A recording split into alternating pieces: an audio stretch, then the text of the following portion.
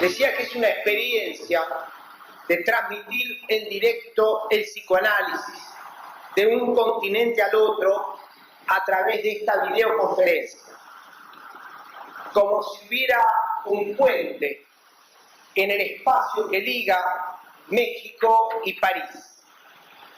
Ustedes allí y nosotros aquí en el calor del verano francés.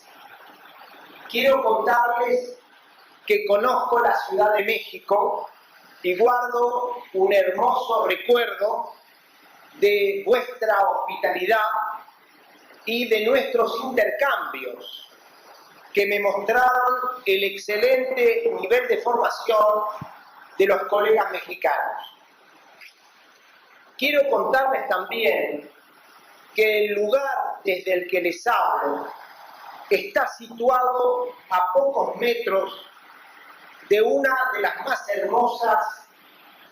más hermosos lugares del mundo, la Place de la Concorde, a París. Este intercambio excepcional no habría podido tener lugar sin la participación activa del Círculo Psicoanalítico Mexicano, y quiero agradecer a la presidenta del secretariado del Círculo, la señora Carmen Pardo, a la señora María Alejandra de la Garza, a la directora del Indesol, la señora Alavia, y al licenciado Robles y a Jacques Lefebvre.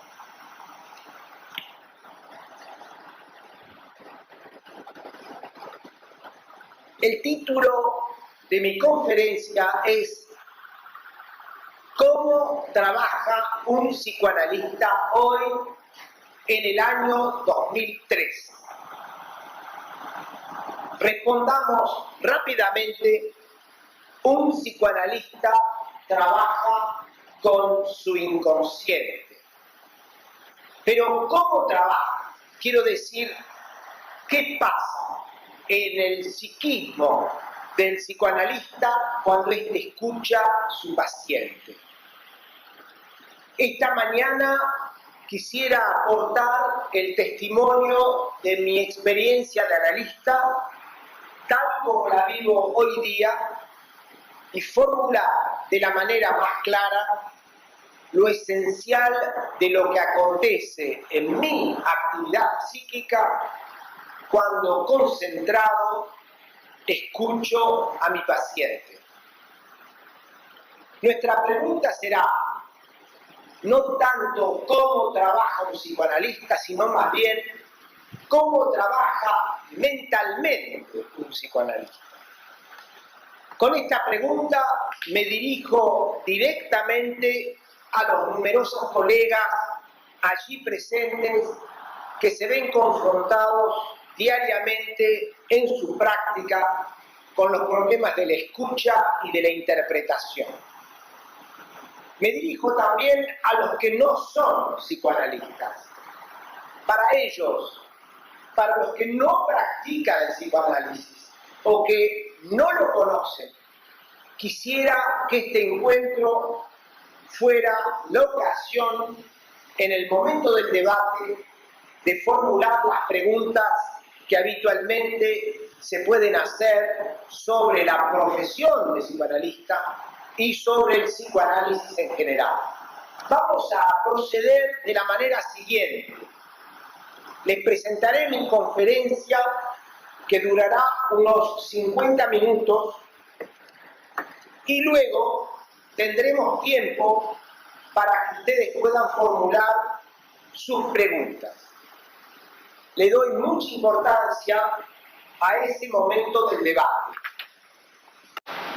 Bien, ¿qué pasa pues en el psiquismo del psicoanalista cuando éste escucha a su paciente? Responderé con una respuesta, con una hipótesis que iré desarrollando progresivamente a lo largo de mi conferencia y que es la siguiente. He aquí la hipótesis. Cuando un psicoanalista escucha y está concentrado, el psicoanalista, capta el inconsciente de su paciente. O mejor dicho, cuando un psicoanalista escucha, opera mentalmente una percepción fantasmática del inconsciente del analizado. Ahora bien, ocurre a menudo que este momento de escucha, este momento de captación, es seguido inmediatamente de una palabra que el analista comunica a su paciente. Esta palabra es la que llamamos una interpretación. Ciertamente la escucha y la interpretación que la sigue tienen valor si provocan una modificación benéfica del estado del analizado. No olvidemos que el análisis es algo más que una experiencia humana e intelectual, es también y sobre todo un medio para aliviar el sufrimiento del paciente. Escuchar a un paciente no es solo captar el inconsciente, es también producir una mejoría sensible en su estado de analizante.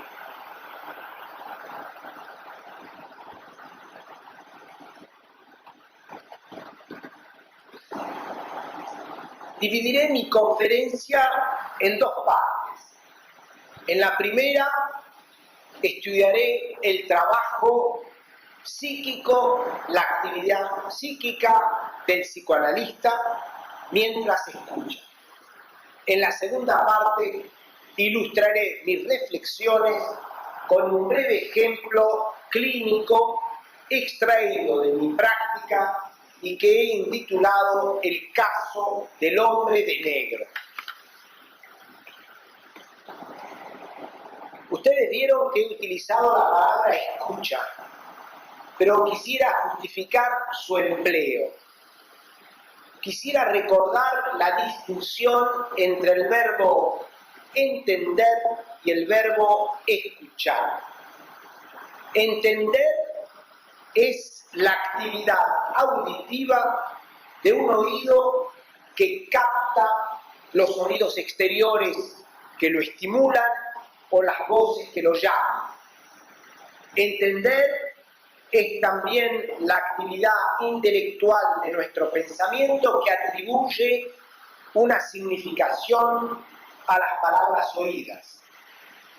Habitualmente, cuando entendemos lo que nos dicen, como por ejemplo en este momento ustedes que me entienden, entendemos la sonoridad y el sentido de las palabras y de las frases pronunciadas. En este caso, entendemos.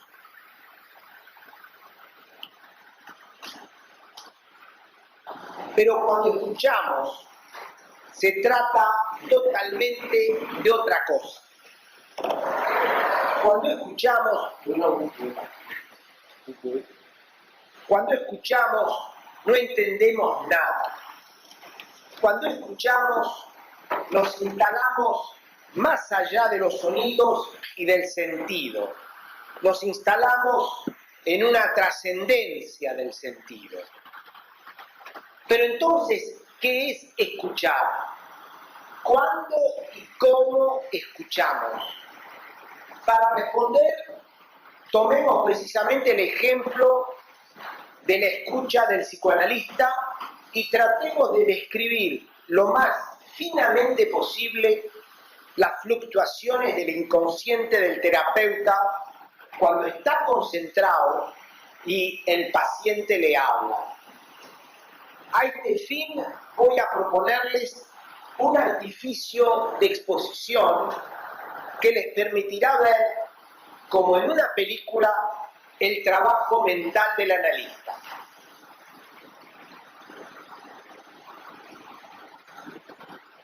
Imaginemos que un camarógrafo invisible entra silencioso en el interior de la consulta, en el medio de una sesión, en el momento en el que el analizante está hablando, echado en el diván, o bien el analizante está hablando sentado frente a frente con el terapeuta. Pienso que un análisis es perfectamente posible en esta disposición de frente a frente.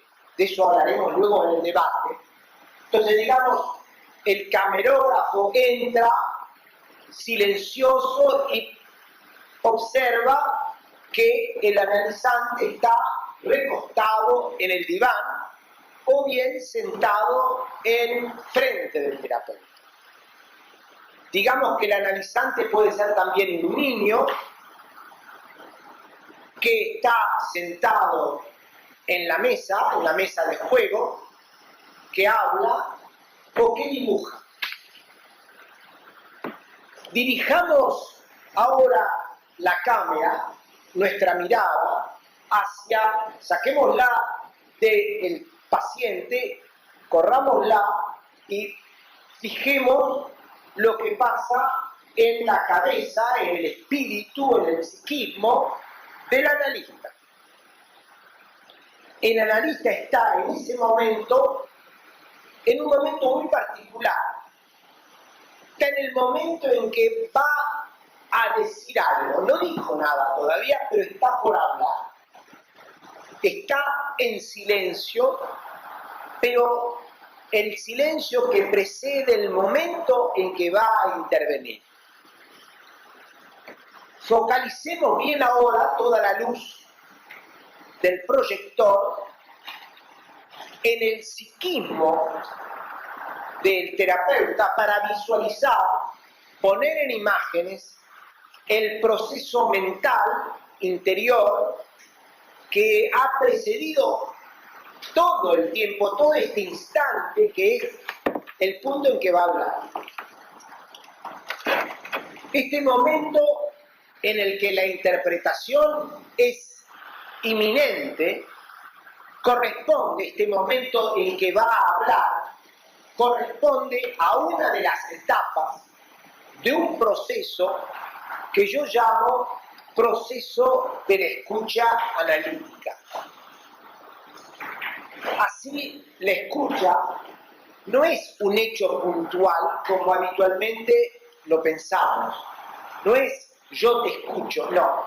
La escucha en psicoanálisis es un movimiento que se desarrolla en 5 etapas. Ese instante en el que el terapeuta está a punto de hablar es la 4ª etapa. Y luego hay 3 otras etapas precedentes, en total 5 fases. El proceso se abre entonces con la observación por parte del analista de las manifestaciones exteriores del analizante y se termina con la 5ª fase, que es la del enunciado de la interpretación. Enumeremos desde ahora las 5 fases, los 5 tiempos del proceso de la escucha. He aquí el resumen. Luego voy a desarrollar etapa por etapa. Durante la primera, el analista observa atentamente el aspecto de su paciente. Luego, intenta comprender el sentido de las palabras y de los signos que él percibe. Durante la tercera etapa, el analista escucha verdaderamente es la escucha propiamente dicha, y luego en la cuarta, que es para donde el camarógrafo encontró al analista, la cuarta fase, en este momento en que él va a hablar, va a decir la interpretación, y bien en esta cuarta fase ocurre un fenómeno mayor, fundamental en la escucha del analista, que es la identificación con el personaje principal de una fantasía. Finalmente, durante la quinta y última fase, el analista propone su interpretación. Si ustedes quieren, podríamos esquematizar diciendo: el psicoanalista observa, quiere comprender, escucha, se identifica y se prepara a hablar, y la última es efectivamente la realización efectiva, concreta de la interpretación. Pero antes de desarrollar cada una de esas 5 fases, quisiera decirles cuál es la premisa que preside a todo este proceso de la escucha. Y bien, la premisa es sencillamente el deseo del analista de llegar hasta el inconsciente de su analizante, el deseo de querer captar el inconsciente. En efecto, para que una escucha se ponga en marcha, es necesario, ante todo y por sobre todo, querer alcanzar el psiquismo del otro, tener la voluntad y el firme deseo de acceder al inconsciente del paciente. En una palabra, para escuchar hay que querer ir hacia el otro. Dicha esta premisa, pasemos ahora a la primera fase, a la fase inicial de la observación. Antes que nada, debo precisar que la acción de observar es un reflejo espontáneo en todo ser humano y en particular en el clínico. Sin embargo, considero necesario de formalizar la observación con un tiempo de la escucha. Entre otras cosas porque se ha desprestigiado mucho la observación en la práctica del analista, como si el analista no tuviera que ver nada, que sentir nada, taparse los ojos, taparse la boca y taparse las orejas. No estoy de acuerdo con esta especie de prejuicio que se ha insinuado de manera implícita, casi imperceptible, de que el analista no tiene que observar, lo único que tiene que hacer es escuchar. No, la observación es la primera etapa de la escucha.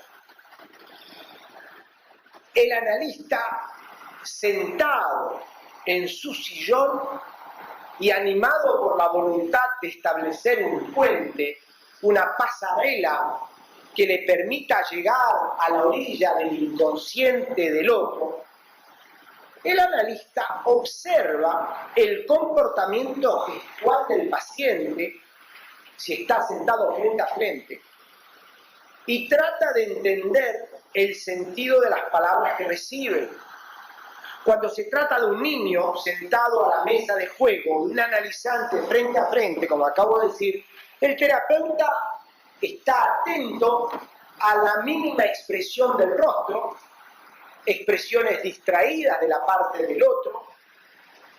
Si se trata de un niño, estará atento a su actitud lúdica, a cómo mueve las piernas debajo de la mesa, a la manera que pone la lengua cuando dibuja, a cómo abre los ojos, a cómo está peinado, a cómo utiliza las manos.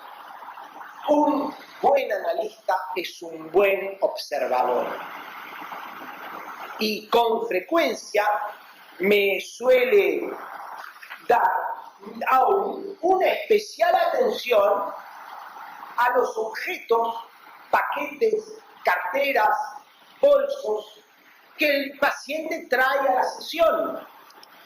Cuando vienen los pacientes con sus bolsos, a veces abiertos, grandes, así como si pidiera, por favor, mírenme lo que tengo adentro, es importante de observar que trae un bolso abierto. No hace falta ir a mirar que está dentro del bolso, pero es importante que el paciente sienta que el bolso no es algo hecho por casualidad. Y inclusive, muy importante, cuando el paciente está recostado en el diván y que uno no ve más que el cuerpo, o no hace falta, yo no soy un observador todo puesto a observar el cuerpo del paciente, no, por pudor, por querer concentrarme, de eso vamos a hablar luego. Yo no observo el cuerpo, pero siento, tengo impresiones que me permiten ver si el paciente mueve o no la cabeza, si se siente inquieto en el diván. En una palabra, es muy importante observar con los ojos, observar con la nariz. Sí, imagino que en la sala hay colegas con práctica y saben que muchas veces cuando vamos a buscar un paciente a la sala de espera, sentimos el olor. A veces olor de transpiración, a veces el olor del alcohol, a veces el olor de alcohólicos que han comido, masticado las chewing gum para poder sacarse el aliento, y no saben, mejor dicho, que por más chewing gum que coman y que mastiquen, el aliento viene de los pulmones y no es un aliento de la boca, y que el olor del alcohol se siente, o a veces inclusive si son pacientes psicóticos, esquizofrénicos por ejemplo. Seguramente ustedes, debe haber colegas que tienen la experiencia con pacientes esquizofrénicos graves, me van a confirmar que efectivamente hay un olor particular del paciente esquizofrénico debido en gran parte a los medicamentos que toma y también a algo que es lo propio de esa imagen del cuerpo olfativo que se presenta cuando el paciente es un paciente esquizofrénico. Y también la observación con la mano, táctil. Cuando yo doy la mano a los pacientes, en general hay colegas que no quieren dar la mano. Lacan, por ejemplo, no daba la mano. No es mi caso. A mí necesito dar la mano al entrar y al salirse. Y cuando doy la mano es importante porque siento la mano del paciente como una mano blanda, a veces una mano en tensión, a veces una mano fría, a veces una mano húmeda. Es fundamental, en una palabra, que el analista sea un radar sensible, humano, y que esa experiencia de recepción de los sentidos la consideremos como ya la escucha. A partir de estos indicios, y en una segunda fase decía, a menudo el analista no entiende lo que se le dice y entra en un periodo de dudas. El analista duda, vacila y no comprende nada de lo que el paciente le está diciendo. No sabe qué pista seguir.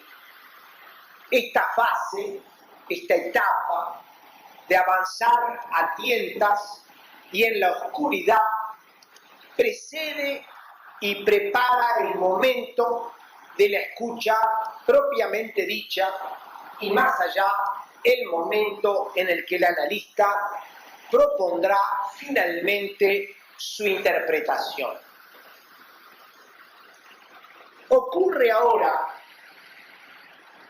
que en un momento, y ahí entramos en la tercera etapa de la escucha propiamente dicha, ocurre ahora que en un momento particular de la sesión, el terapeuta se siente atraído por una palabra del paciente, una manera de decirla,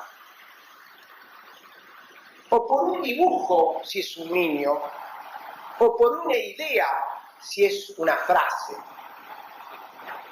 o incluso por un movimiento corporal sobre el diván. Uno de estos detalles llama la atención del clínico y como si el analista se sintiera picado por un aguijón, el terapeuta cambia de estado subjetivo y de pronto se aísla mentalmente, quiero decir, y consigue realizar lo que llamo el silencio dentro de sí. Es decir, que consigue hacer callar en su interior, no escuchar más los ecos de su propio yo, como los recuerdos, las preocupaciones cotidianas o los proyectos personales.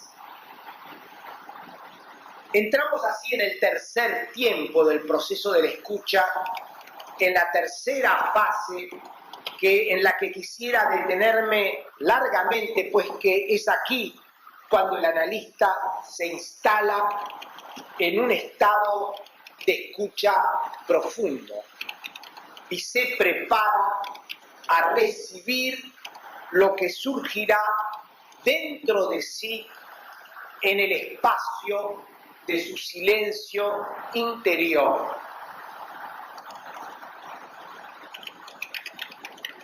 He aquí la idea: estamos instalados en un estado de escucha cuando ausentes de nosotros mismos, ausentes de nuestro yo, olvidando el tiempo y el espacio de nuestra presencia, retornamos al interior de nosotros mismos para encontrar en nuestro silencio aquello que el otro, es decir, el analizante, ha hecho brotar bruscamente en nosotros, que sea una palabra o una imagen. Decía hace un momento que hay que distinguir entre entender y escuchar. Entender al otro es ir hacia afuera, ir hacia el otro. En este momento ustedes me están entendiendo, es decir, vienen hacia mi palabra.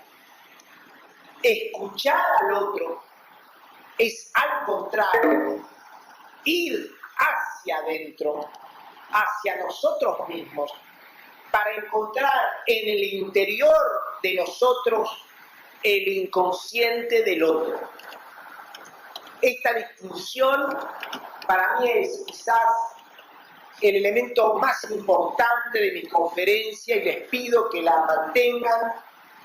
Escuchar no es ir hacia afuera, escuchar es ir hacia adentro. No es así, es así. Ahora bien, cuando el psicoanalista escucha, percibe en sí fragmentos del inconsciente del analizante, fragmentos que toman la forma de imágenes animadas, visuales o auditivas, que se le imponen y desfilan en su espíritu.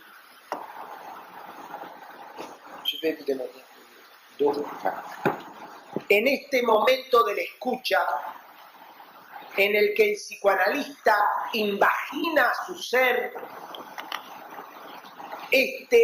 el analista vive un estado paradójico, un estado contradictorio, en el que convergen por una parte la sensación de una ligera despersonalización y por otra parte una extrema concentración, una intensa capacidad de atención. Esta disposición subjetiva del analista, cuando escucha, mezcla de extrañeza y de aguda percepción, mezcla de vacío y al revés, de gran atención, ha sido descrita admirablemente por Freud en un párrafo que me gustaría citarles. Freud escribe lo siguiente: el psicoanalista se conduce de la manera la más adecuada si se abandona a sí mismo, se abandona a su propia actividad mental inconsciente, evita en la medida de lo posible reflexionar y elaborar expectativas conscientes y capta el inconsciente del paciente con su propio inconsciente.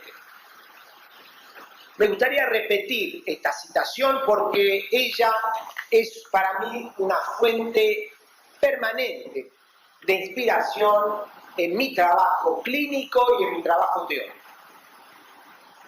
La repito: el psicoanalista se conduce de la manera la más adecuada si se abandona a sí mismo, si se abandona a su propia actividad mental inconsciente, evita en la medida de lo posible reflexionar y elaborar expectativas conscientes y capta así el inconsciente del paciente con su propio inconsciente. En efecto, nosotros escuchamos y no nosotros entendemos, escuchamos. Nosotros escuchamos cuando nos abandonamos a nosotros mismos, a nuestra propia actividad mental inconsciente.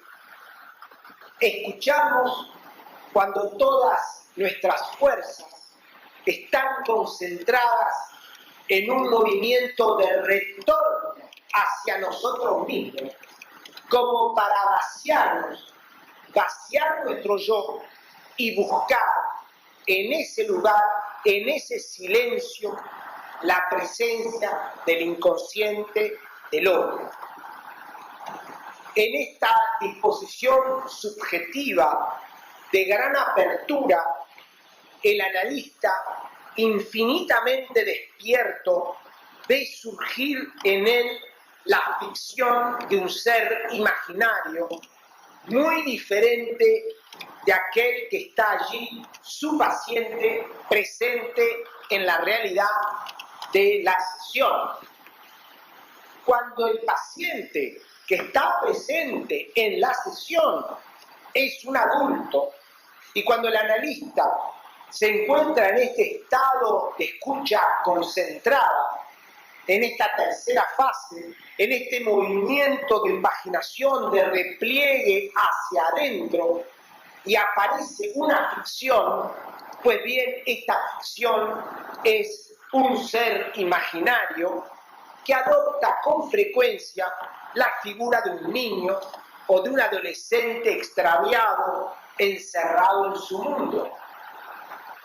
Si el analizante que está en la sesión es un niño, el ser imaginario que acude al espíritu del analista reviste a menudo el aspecto de un recién nacido, prematuro, triste, que en un primer grito ahogado quiere hablar y no puede. Ahora bien, este ser ficticio que se presenta bajo la figura de un niño de un adolescente cerrado y solitario, o de un bebé desdichado, o aún bajo muchas otras múltiples formas, es en realidad una fantasía que traduce en el analista, que traduce en mi analista, el inconsciente del paciente. Este ser de ficción que el analista ve repentinamente surgir en él a la manera de una puesta en imágenes, es de hecho una captación por parte del analista, como dice Freud, del inconsciente del paciente. Freud decía, el analista capta con su inconsciente el inconsciente del analizante. Yo corrijo ligeramente la frase y digo, el psicoanalista capta en sí mismo, en el interior de sí mismo, la fantasía en la que toma forma el inconsciente del analizante. Así, el psicoanalista quería establecer un puente para alcanzar el inconsciente en la orilla del otro, y he aquí que lo alcanza en su propio interior, en su propio inconsciente, en el momento de la escucha, bajo la forma de una fantasía. Quisiera establecer, el analista quería establecer un puente para alcanzar el inconsciente del otro, pero de hecho es en el interior de mí mismo, del propio analista, donde se lo percibe a ese inconsciente y se lo encuentra.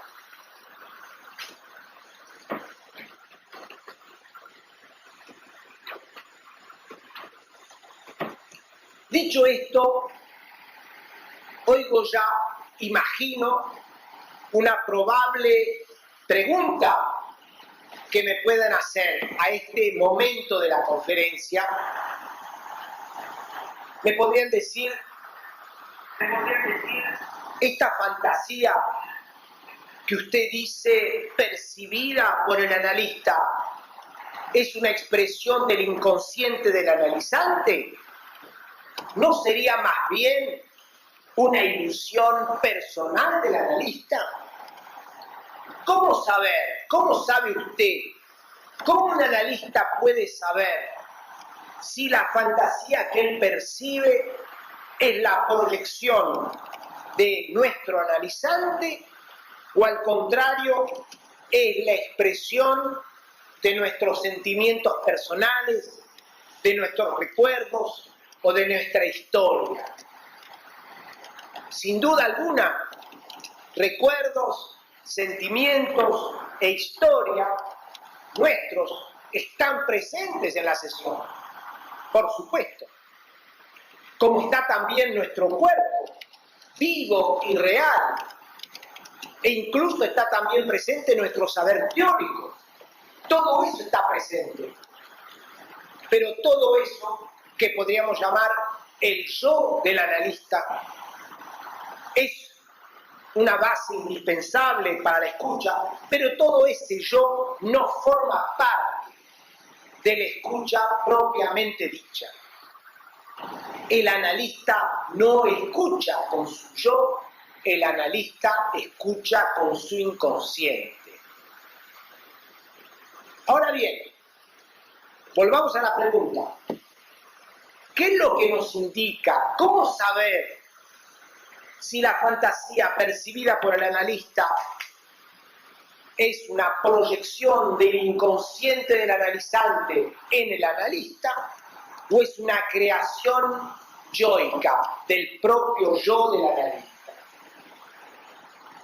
Responderé diciendo que el psicoanalista puede estar seguro de que la fantasía que percibe proviene de su analizante y no de una divagación personal, si en primer lugar encuentra la sorpresa. Es decir, que el analista se asombra de verse arrastrado por la fantasía que se le impone. Así, primer criterio, primer signo, primer elemento, la sorpresa. Luego, el analista puede considerarse en estado de escucha y considerar que esa fantasía no procede del mismo, sino de su analizante, si en ese momento preciso el analista tiene la sensación de estar al límite de él mismo. Segundo elemento, pues, sentimiento de extrañeza.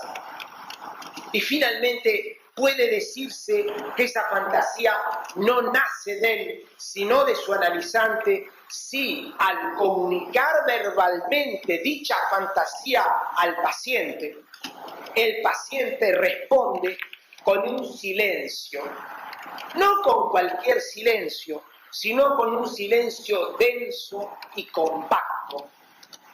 Cuando el psicoanalista comunica verbalmente al paciente la fantasía que se despliega en su interior, el analista puede estar seguro de que el analizante reaccionará con un silencio compacto, puntuado de una frase o con una frase que nuestros pacientes repiten a menudo y dicen muchas veces: es verdad, nunca se me había ocurrido.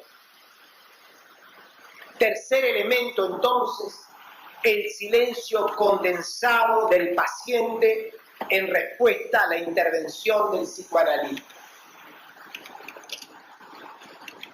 En pocas palabras, la sorpresa, el sentimiento de extrañeza y la reacción silenciosa del paciente en respuesta a la interpretación. Entonces, sorpresa, extrañeza y silencio masivo del analizante, estas son las tres referencias mínimas, los puntos de seguro que atestiguan que el terapeuta trabaja no con su yo, sino con su inconsciente, y que lo que germina en él no viene de él, sino del otro.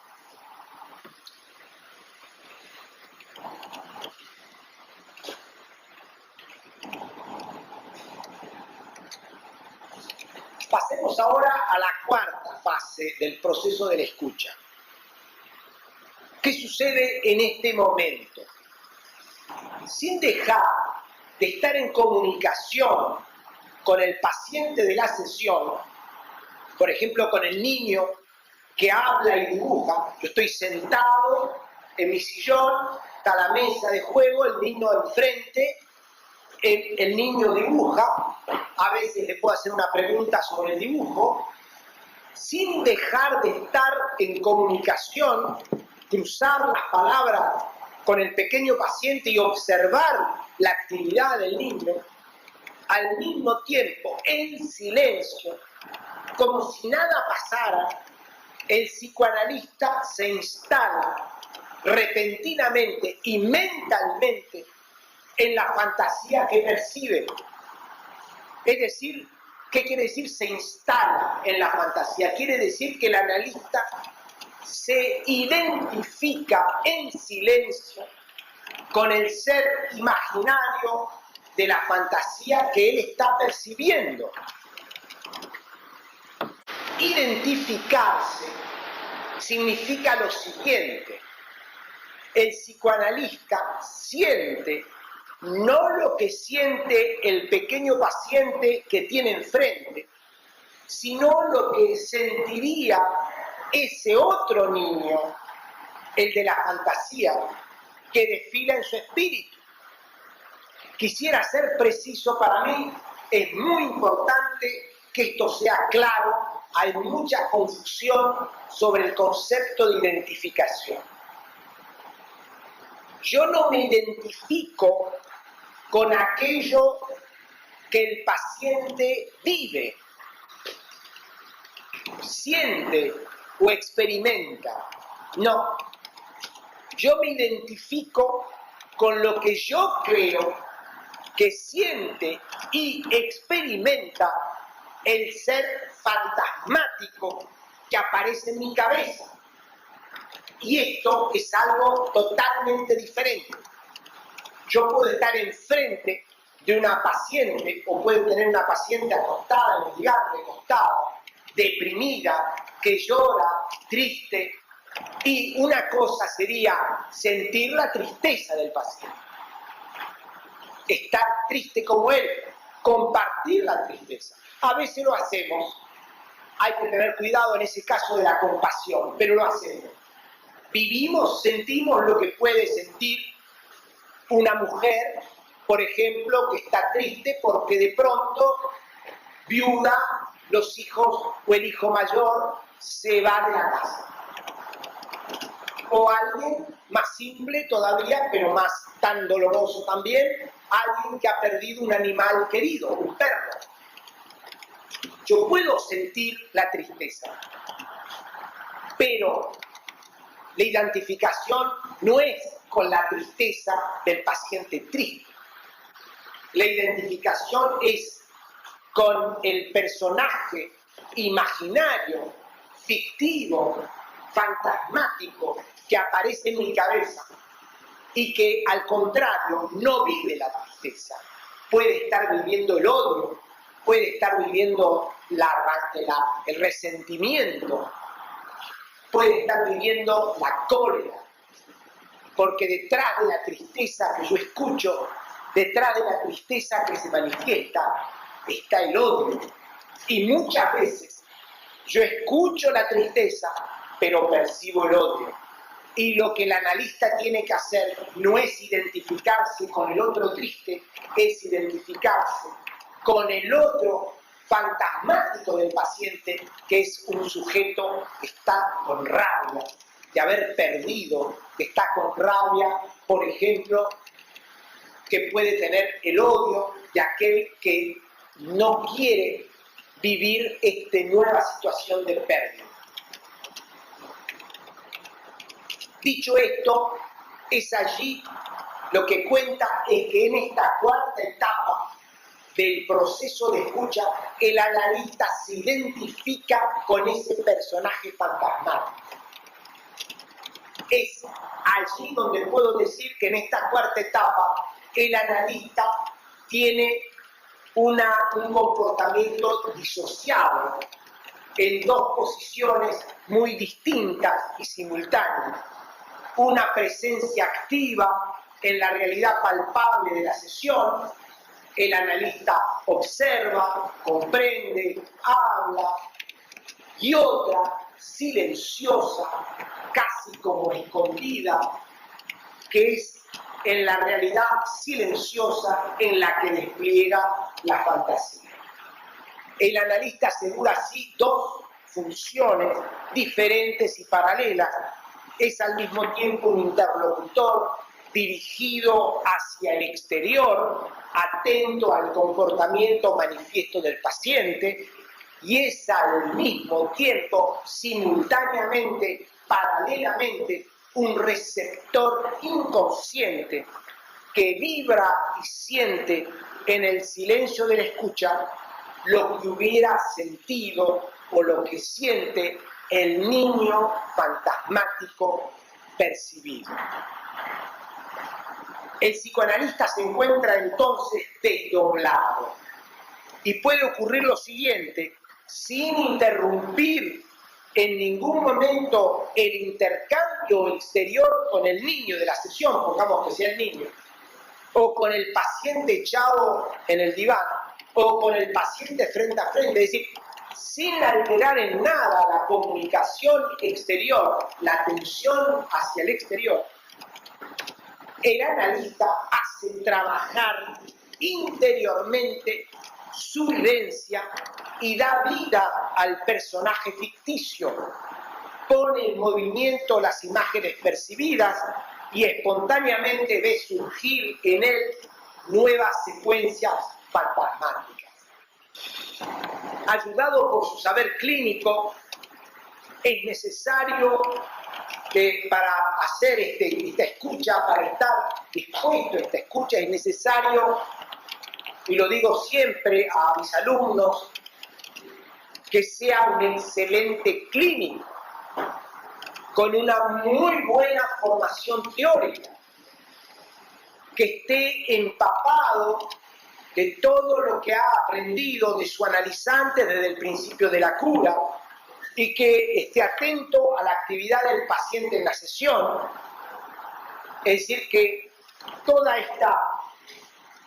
este desdoblamiento del analista es un desdoblamiento entre mantenerse en esta relación de comunicación y al mismo tiempo despliega en silencio la fantasía, la hace vivir y la dramatiza según un libreto que se le impone con toda naturalidad. De esta manera, el analista inventa y crea nuevas escenas en las que puede asumir sucesivamente diferentes roles, no solamente el del personaje principal de la fantasía, que puede ser el paciente, a veces puede ser el analista, depende, a veces no tiene nada que ver el analista en la fantasía, sino también otros roles asociados, pero él se identifica, no es que esté él presente en la fantasía. De todas maneras, me haré comprender mejor con el ejemplo del hombre de negro que les voy a relatar a continuación, pero le adelanto desde ya que estas secuencias imaginarias no son ni calculadas ni preconcebidas por el psicoanalista, sino que se despiertan según un libreto que parece escribirse y animarse por sí solo en el marco de la relación con el paciente. Quinta etapa, que entramos en la quinta etapa a partir de una pregunta que es cómo a través de estas secuencias fantasmáticas el psicoanalista va a intervenir. Llegamos entonces al quinto y último tiempo, aquel en el que el psicoanalista interpreta y realiza el acto analítico propiamente dicho. Es el tiempo en el que el terapeuta da voz a la fantasía, la sonoriza con las palabras que comunica al paciente. Aquí es muy importante decirlo, es cierto que el analista puede tomar la decisión de callarse y no decir nada. Puede guardar todo lo que está presente en su espíritu y no manifestar nada. Hay una diferencia, ese es un silencio activo, ese es un silencio que en realidad sería el silencio de callarse. Hay dos silencios, ¿no es cierto?, en latín, el sileo y el taseo. Sileo es el silencio que se impone, es un silencio de no saber, es un silencio que se abre. El taseo es un silencio activo, es el no querer hablar. El silencio del analista, el más difícil, no es el silencio de la ignorancia, es el silencio de tener para decir y preferir no decirlo. Lo más difícil no es callarse por no saber, lo más difícil es callarse por saber. Puede ocurrir que al contrario, el analista decida que el momento es oportuno, kairos, como dicen los griegos, que el momento es oportuno para enunciar en voz alta y en el presente de la sesión la escena fantasmática y que esto sea, entonces, tome valor de una interpretación. En síntesis,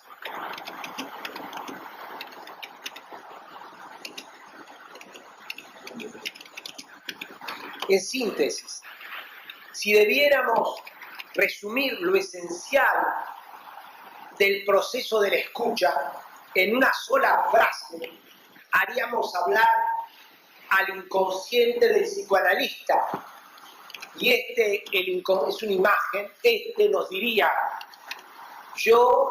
el inconsciente del analista, yo capto el inconsciente del paciente y lo percibo como una fantasía.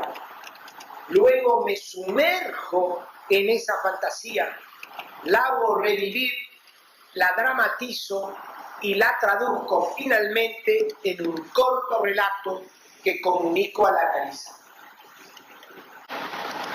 Para terminar, abordemos entonces el ejemplo clínico que ilustra el trabajo del psicoanalista en un momento singular de la sesión.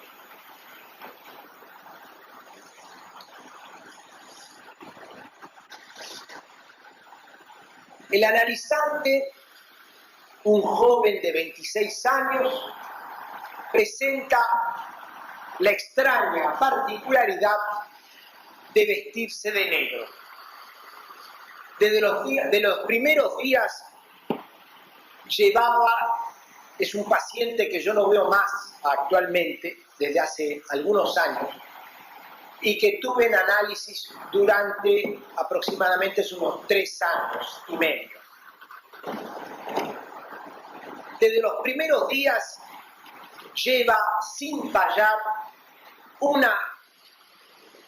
un traje negro, siempre el mismo, con una camisa negra y zapatos negros. Se presenta a las sesiones acompañado de su inevitable paraguas negro, de un par de guantes y de un portadocumentos igualmente de color oscuro. Es un joven con el pelo cuidadosamente peinado, de porte elegante, del que emana una cierta dignidad mezclada con un sufrimiento secreto. A lo largo de la primera entrevista me entero de que a la edad de 6 años pierde trágicamente a su madre en un accidente de automóvil, de auto. Desde entonces no ha logrado jamás establecer lazos afectivos seguros, ni con su padre, siempre indiferente, ni con los otros miembros de su familia. Lazos que le hubieran quizás permitido superar la prueba del duelo. Desde las primeras sesiones tuve la impresión de encontrarme frente a un ser muy enfermo de un duelo no realizado, de un duelo cristalizado en su vida psíquica con una oscura piedra de lava petrificada. 2 años más tarde, en el transcurso de una sesión y en un cambio de frases, oigo estas palabras: cuando mi madre se fue, sin comprender demasiado, me siento impulsado por estas palabras a concentrarme y a cerrar los ojos, más exactamente a cerrar los ojos y agarrarme la frente así. Es un hábito que tengo, como muchos probablemente. De alguna manera me vuelvo ciego y en resonancia con la interpelación de esta frase, cuando mi madre se fue, se despiertan en mí una serie de imágenes que iré describiendo a medida que vayan apareciendo. Intervengo entonces y mi palabra toma la forma de un relato que tiene valor de interpretación. Una interpretación, como ustedes van a ver, es una interpretación larga. He aquí lo que comunico a mi paciente. Usted acaba de decir, mi madre se fue, y al escucharle, imagino una madre que abandona la casa, abriendo precipitadamente la verja. Un pequeño de 6 años quiere irse con ella, como si el niño adivinara que su madre se va definitivamente. Le grita: espérame, mamá, espérame, quiero ir contigo. Y la madre, volviéndose, le contesta, no, tú te quedas, tú no puedes venir conmigo. A pesar de la insistencia, su hijo, a pesar de la insistencia de su hijo, la madre se va irremediablemente y el niño la sigue corriendo. Ella corre y él la sigue corriendo sin cesar, pegado a sus talones. Así van madre e hijo, uno detrás del otro, sin alcanzarse nunca. Y así durante años y años, en una interminable carrera, hasta que un día el niño ve alejarse la silueta de su madre y disolverse en el horizonte. Indefenso y sin aliento, el niño decide de hacer un alto en el camino, se sienta al borde de la carretera, retoma aliento y de golpe mira sus manos, sus piernas y descubre asombrado que ya no es un niño, que ha crecido y se ha hecho hombre, que también su interior ha madurado porque ahora ya no vibra ni sueña de la misma manera.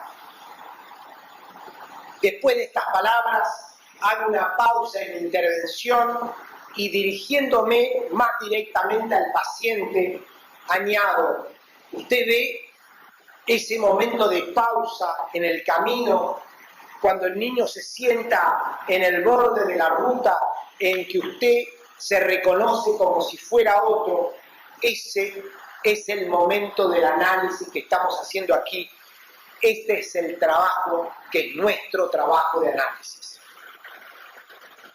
Bueno, quiero precisarles que todas estas palabras y todas estas imágenes que acabo de denunciar se las comuniqué al paciente y lo que acabo de decir es casi textual. Se las comuniqué al paciente siguiendo el ritmo de mi percepción fantasmática. Mientras hablaba, el paciente escuchaba en un silencio totalmente pendiente de mi decir. Y al final de mi intervención oí su emoción hecha de sollozos contenidos.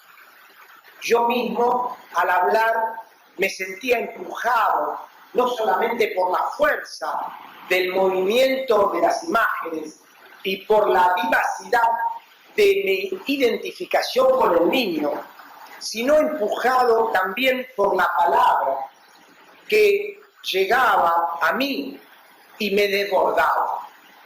Es cierto, me veía arrastrado por la imagen y la palabra, pero, y esto quiero decirlo y subrayarlo, pero no he renunciado, sin renunciar ni un solo instante, a la preocupación de hacerme entender por el analizante, escogiendo cuidadosamente las palabras que él podía recibir y asimilar.